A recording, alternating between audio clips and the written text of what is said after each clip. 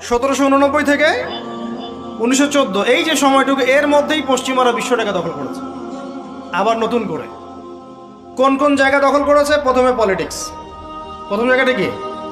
Politics. তারপরে সামরিক শক্তি, ওদের মানে এক্সট্রাঅর্ডিনারি সামরিক শক্তি তারা বিশ্বকে দেখিয়েছে। আপনি যত কথা বলেন, একদম পারমাণবিক বোম রেখে দিব তাক করে, আর বেটা তুই কথা বলতে পারবি না, এরকম একটা অবস্থা। বিশ্বাস করেন ব্যাপারটা এরকম। এটা ওয়ার্ল্ড অ্যাফেয়ার্স। আমরা বিগত 50 বছরে কি করতে পারি না, ব্যর্থতার ইতিহাস রচনা করা যাবে। কি বলতেছেন আপনি? আমার কি বলতে চান? এটা রচনা করা যাবে একটা ইতিহাস। পদে পদে দুর্নীতি করেছে, পদে পদে টাকা আত্মসাৎ হয়েছে, পদে পদে হক নষ্ট করা হয়েছে। এগুলো সব আমাদের সম্পদ ছিল, জনগণের ছিল।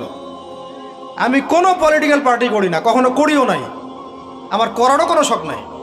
কিন্তু একজন আম জনগণ হিসেবে, সাধারণ জনগণ হিসেবে এই কথাগুলো বলছি। প্রত্যেক পদে পদে দুর্নীতি, টাকা আত্মসাৎ, সিস্টেম লস। কেন? একটা ছেলে যোগ্যতা আছে, চাকরি পাবে না কেন? ওই ছেলের যোগ্যতা আছে, কেন চাকরি পাবে না? আপনি আল্লাহর কাছে কি জবাব দিবেন? আপনারা বলেন, আপনারা আল্লাহর কাছে কি জবাব দিবেন? ওর যোগ্যতা আছে, কেন সে পেল না? কেন একটা গভর্নমেন্ট প্রতিষ্ঠানের মধ্যে পদে পদে আমাকে ফাইল ট্রান্সফার করতে হবে, সবাইকে টাকা খাওয়াতে হবে কেন? আমার তো যোগ্যতা আছে, আমি তো হকের উপর আছে। বিসিএস তো কোচিং আমিও করেছি, আমিও তো ক্যাডার হতে পারতাম, আমি কেন হতে পারলাম না? কেন চান্স দিলেন না? কেন বড় বড় পরীক্ষার প্রশ্ন ফাঁস হয়ে যাবে? কেন একজন ডক্টর যাকে আমরা আমাদের ট্যাক্সের টাকা দিয়ে আমাদের ভাইরা বেতন দিচ্ছে, ও কেন দেরি করে হসপিটালে আসবে? কেন আসবে? কে ব্যবস্থা নিবে এগুলোর এগেনস্টে? আমরা ব্যবস্থা নিতে পারবো? আপনাকেই তো নিতে হবে। ওমর ইবনুল খাত্তাবের মতো শাসক কে হবে? আপনাকে হতে হবে, আমরা তো হব না। আর আমাদের সেই যোগ্যতাও নাই, ইচ্ছাও নাই। আমরা দায়িত্ব নিতে চাই না, দায়িত্ব ছেড়ে দিতে চাই। ইসলাম কি বলে? দায়িত্ব নিতে বলে না ইসলাম বলে যে যোগ্যকে দায়িত্ব দিয়ে দাও।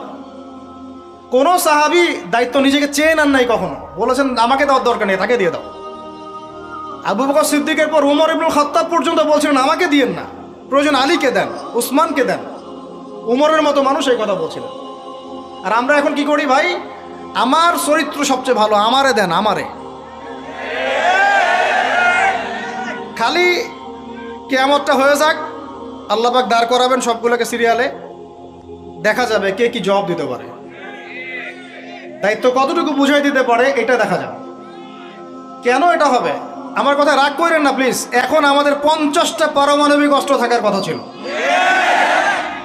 অ্যাটলিস্ট না থাকুক 5টা তো থাকার কথা ছিল।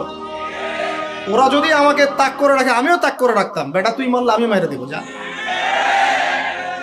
উত্তর কোরিয়ার মতো একটা কান্ট্রি, আমার সাবজেক্টে এইগুলা, আমরা ইউনিভার্সিটিতে এইগুলোই পড়েছি। ও একটা কান্ট্রি, কতটুকু কান্ট্রি জানেন? উত্তর কোরিয়া দক্ষিণ কোরিয়া একসময় মারামারি করতো, এই মারামারি লাগিয়ে দিয়েছিল পশ্চিমারা। পরে উত্তর কোরিয়ার প্রেসিডেন্ট ওই বলা থেকে বের হয়ে যায়, বলা থেকে বের হয়ে চায়নার সাথে বন্ডিং শুরু করে, রাশিয়ার সাথে বন্ডিং শুরু করে ওদের সাপোর্টে সে আস্তে আস্তে আস্তে নিউক্লিয়ার ডিভাইসগুলো তৈরি করা শুরু করেছে। করার পরে এখন এই মাত্র বেশি না, 20 থেকে 25 বছরে ওরা এমন একটা জায়গায় চলে গেছে, খাইতে পারুক না পারুক পারমাণবিক বোমা একদম তাক করে রেখে দিয়েছে। পশ্চিমারা ওখানে নাক গলাতে পারে না, ও নাক গলাতে পারে আমার কাছে এসে, আমাকে বলে স্যাংশন দিবে, আমাকে বলে তোমাকে ভিসা নীতি বাতিল করে দিব। আমাকে বলতে পারে, ওকে বলতে পারবে না তো, কারণ ওর কাছে ওই রকম অস্ত্র আছে, দিবে একটা মায়েরা, যা বেটা আসা। ওর পার্ল হারবার আছে সামনে জাপানের ওখানে। কারণ এটা এমন একটা বিষয় যে একটা যদি সে মারে, আর এও তো একটা মারতে পারবে। একটা বোমা পড়লে পুরো জাতি একদম মুহূর্তের মধ্যে ছাই হয়ে যাবে, ছাই। এজন্য এটা যুদ্ধ এত সহজে কেউ যেতে যাবে না। এটা হচ্ছে একটা মনস্তাত্ত্বিক শক্তি যে আমার কাছে আছে, তুই মারলে কিন্তু আমি মারতে পারি। এই মনস্তাত্ত্বিক শক্তিটাই দরকার ছিল, এখন নাই। আর ভাই এগুলো আমাদেরও তো অনেক দোষ, সব কিছু তো আমরা মানুষের উপর চাপাই দিয়ে বসে থাকি। আমরা যখন অ্যানালাইসিস করতে বসি সবাই মনে হয় যে বিজ্ঞ পণ্ডিত, কিন্তু আপনি তো দায়িত্ব নিয়ে সামনে আসছেন না, আপনি তো পড়াশোনা করে উপরে আসছেন না। আপনি তো জ্ঞান অর্জন করে মানুষকে বোঝানোর চেষ্টা করছেন না। আমরা তো আমাদের দায়িত্ব পালন করছি না, করছি কি? আল্লাহ পাক আমাদের সবাইকে বিচক্ষণ হওয়ার তৌফিক দান করেন। কয়টা সায়েন্টিস্ট তৈরি হয়েছে আমাদের, বলেন কয়টা সায়েন্টিস্ট তৈরি হয়েছে আমাদের জাতির মধ্যে? নাস্তিক তো ভুরি ভুরি তৈরি হচ্ছে।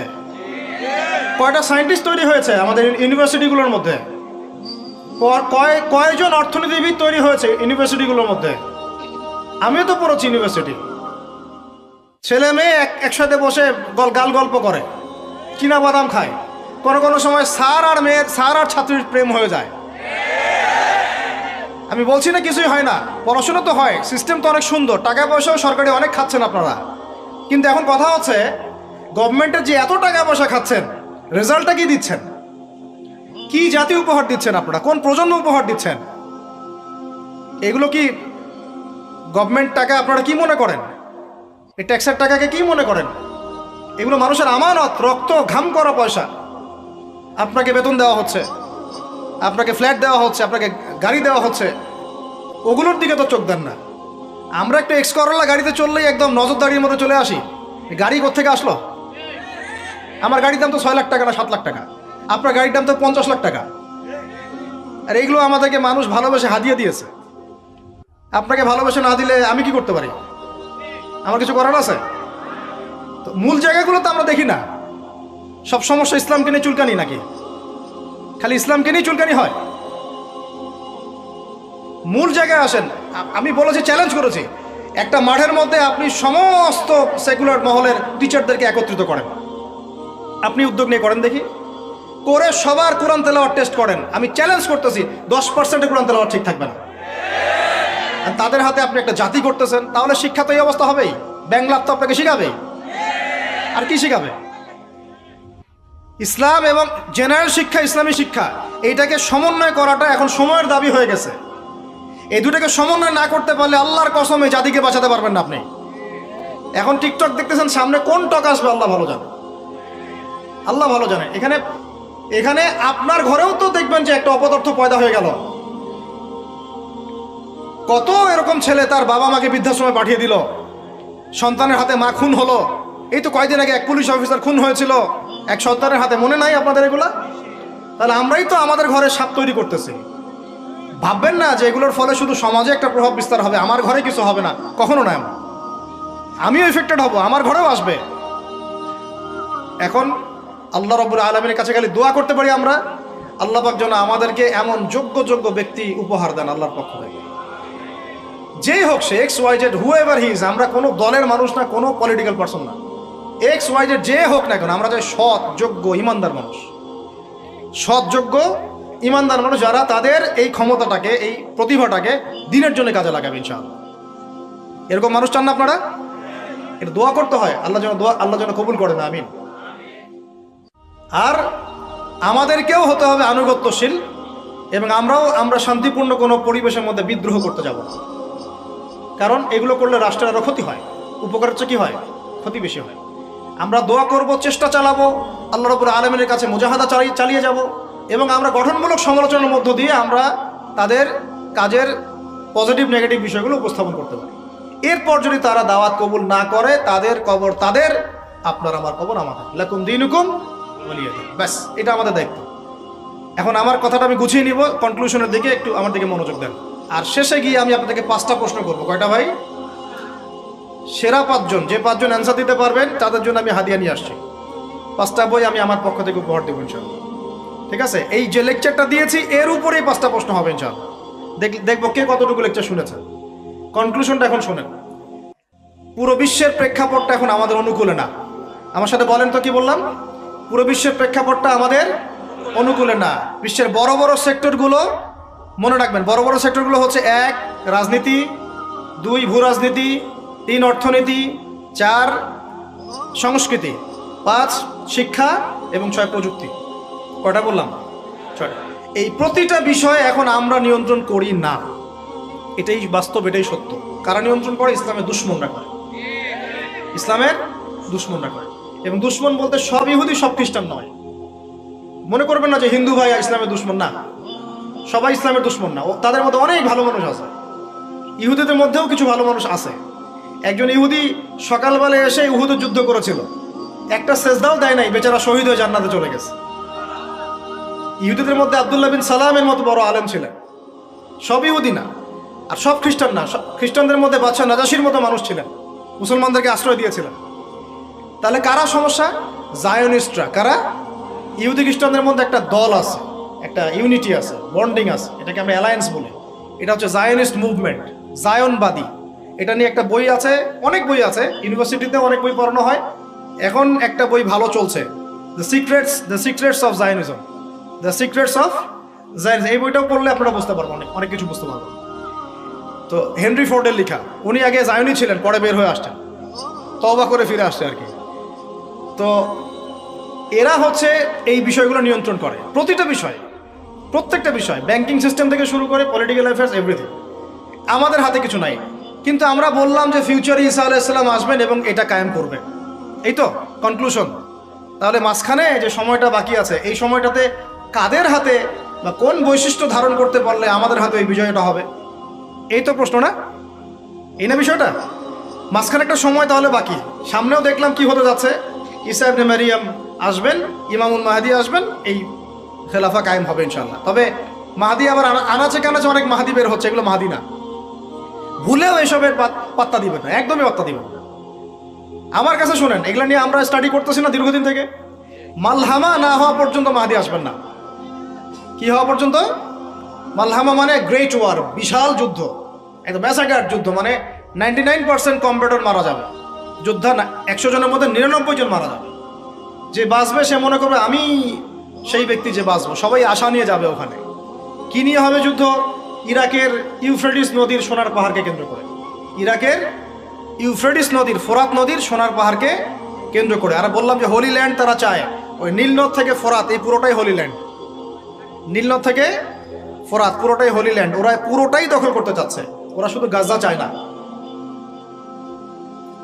লাস্ট 100 বছর থেকে ওরা এই মিশনে হাঁটতে হাঁটতে হাঁটতে মোটামুটি এখন 70-80% জায়গায় কিন্তু দখল করে ফেলেছে। ফেলে নাই?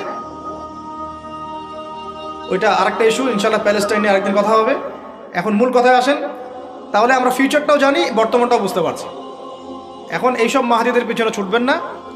মাহাদি আসবেন, যখন আসবেন আমরা চিনতে পারবো ইনশাল্লাহ।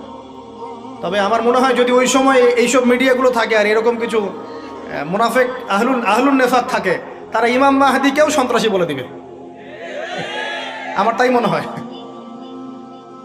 আল্লাহ মাফ করুক। এখন মাঝখানে একটা প্রজন্ম দরকার। আমরা যদি আল্লাহর কবুলিয়ত পাই, হয়তো আমরা যদি এই সময়টা পেয়ে যাই, যদি আমরা না পাই আমাদের ফিউচার জেনারেশন, যদি তারা না পায় তাদের ফিউচার জেনারেশন, এইভাবে হয়তো চলতে থাকবে। কখন সেই প্রজন্ম আসবে আর কোন বৈশিষ্ট্য তাদের থাকবে, এর আগে আমি জাস্ট আপনাদেরকে 2টা আয়াত শোনাচ্ছি। এক, আল্লাহ পাক বলছেন ইন তানসুরুল্লাহ ইয়ানসুরকুম, সূরা মুহাম্মাদে আছে, তোমরা যদি আল্লাহকে সাহায্য করো আল্লাহ তোমাদেরকে সাহায্য করবে। আমার সাথে বলেন, তোমরা যদি আল্লাহকে সাহায্য করো আল্লাহ তোমাদেরকে সাহায্য করবে। মানে আল্লাহর কি সাহায্যের দরকার আছে? তোমরা আল্লাহকে সাহায্য করো বলতে তোমরা যদি আল্লাহর দ্বীনকে সাহায্য করো, তোমরা যদি আল্লাহর দ্বীনকে সাহায্য করো আল্লাহ তোমাদেরকে সাহায্য করবেন। ওয়া ইউসাব্বিত আকদামাকুম, তোমাদের পা আল্লাহ পাক শক্ত করে দিবেন ইনশাআল্লাহ। একটা। 2 নম্বর, ইন্নাল্লাহা লা ইউগাইয়িরু মা বিকওমিন হাত্তা ইউগাইয়িরু মা বিআনফুসিহিম, আল্লাহ পাক কোনো কওমের কোনো জাতির অবস্থা ততক্ষণ পর্যন্ত পরিবর্তন করেন না, সংশোধন করেন না, যতক্ষণ তারা নিজেরাই নিজেদের অবস্থা পরিবর্তনের চেষ্টা না করে। আয়াত তো পরিষ্কার। এখন তৈরন আবাবিল আসবে না, এসে ইসরায়েলে হামলা করবে না, পাথর নিক্ষেপ করবে না, এটা সেই যুগ না। এটা আবরাহার যুগ না যে হস্তি বাহিনীকে ধ্বংস করার জন্যে তৈরন আবাবিল আসবে, এটা সেই যুগ নয়। এখন আবাবিল আপনাকেই হতে হবে, আমাকেই হতে হবে। কথা কি বুঝতে পারছেন? এটা নিজেদের তাকদীর, নিজেদের ভাগ্য, নিজেদের মানে ভবিষ্যৎ আল্লাহর উপর তাওয়াক্কুল করে তার হুকুম মেনে আমাদেরকেই করতে হবে ইনশাআল্লাহ। তাহলে কোন কোন বৈশিষ্ট্য লাগবে একটু খালি বলে শেষ করে দিই। এক, এমন প্রজন্ম চাই যেই প্রজন্ম 5 ওয়াক্ত নামাজ পড়ে। রাজি আছে কিনা ইনশাআল্লাহ? জোরে বলেন।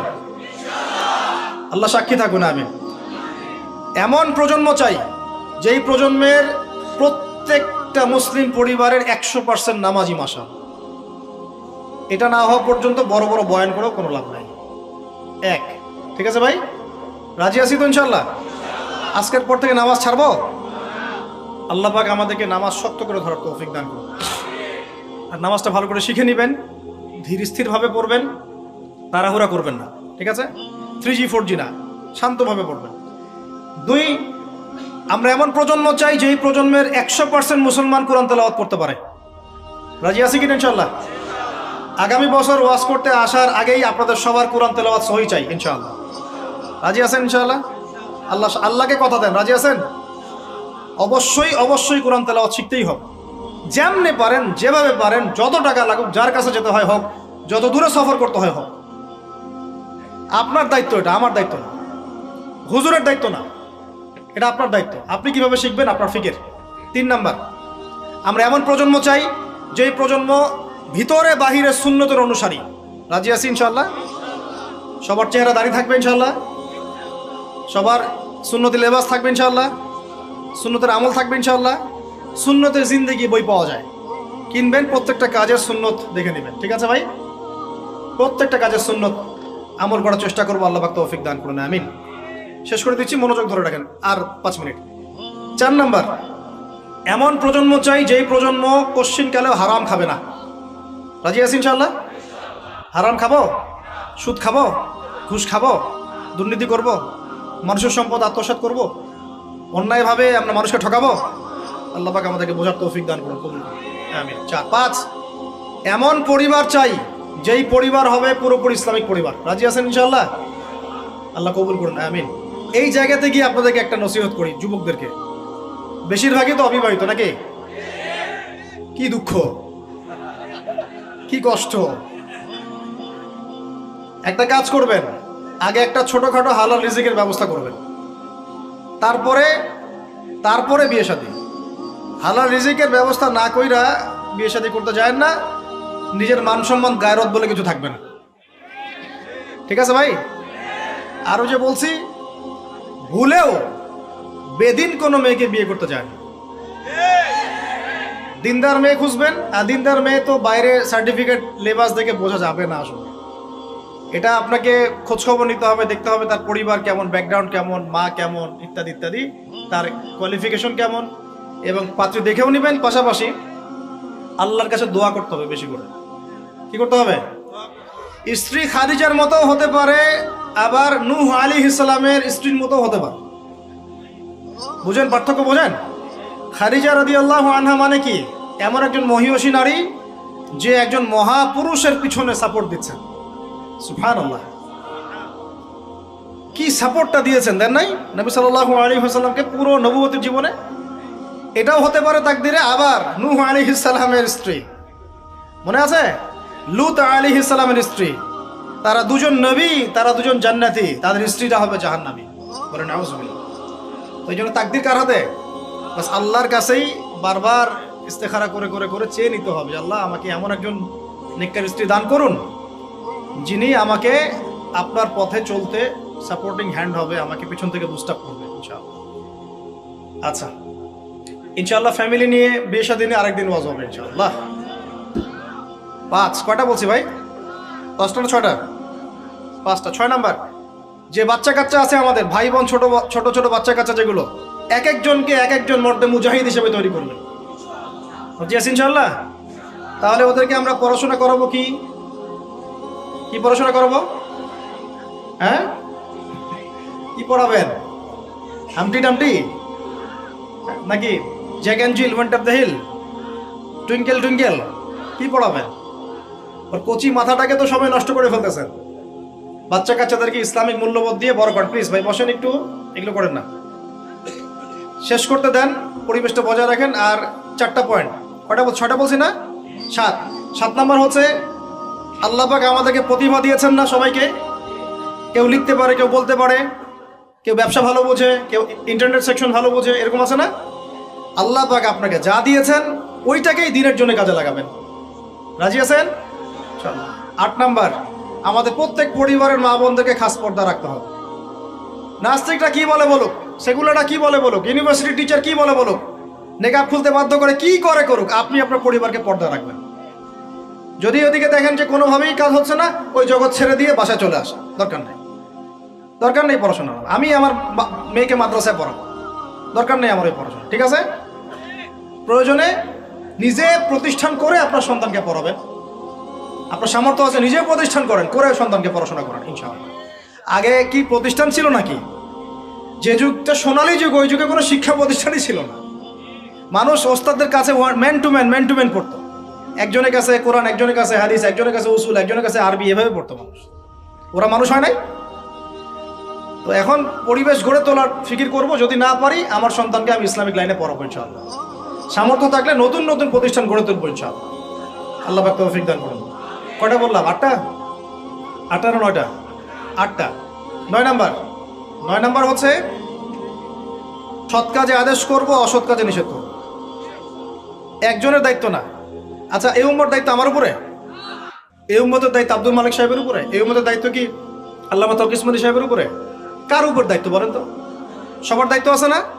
সবাই মিলে এই যে আমর বিল মারুফ এবং নাহি আনিল মুনকারের কাজ করবো ইনশাআল্লাহ।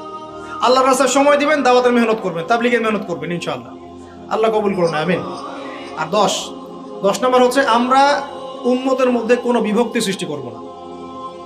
উম্মতের মধ্যে কোনো বিভক্তি সৃষ্টি করব না। এমনিতেই 73 দলে নয়, 73,000 দলে আমরা বিভক্ত হয়ে গেছি।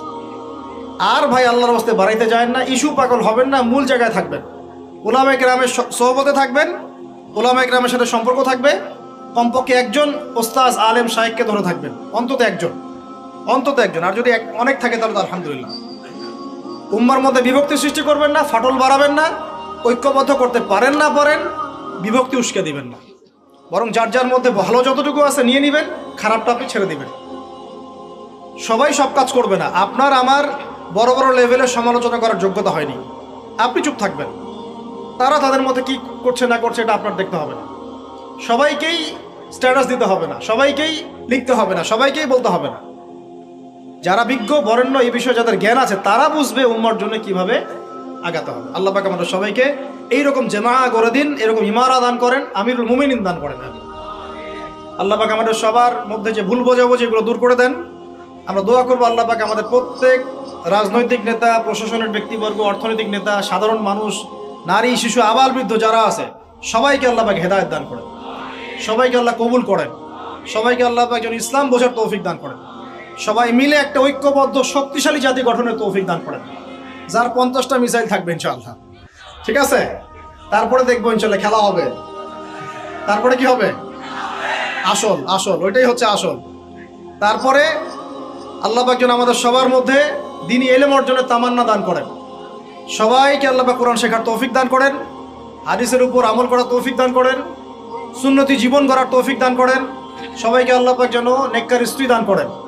যাদের সামর্থ্য আল্লাহ পাক 2টা 3টা দান করেন, আরও দান করেন। যাদেরকে আল্লাহ পাক সামর্থ্য দিয়েছেন বেশি বেশি বাচ্চা কাচ্চা দান করেন। আল্লাহ রাব্বুল আলামিন সবাইকে হালাল রিজিক যথেষ্ট করে দেন। আমাদের সন্তানদেরকে মানুষ করার তৌফিক দান করেন এবং সর্বোপরি আমাদের জানমাল, সময়, শ্রমকে কাজে লাগায় আল্লাহর জমিনে ওই বাইতুল মুকাদ্দাস আবার বিজয় করার তৌফিক আমাদেরকে দান করেন। দিন কায়েমের তৌফিক আল্লাহ পাক দান করেন, আমিন।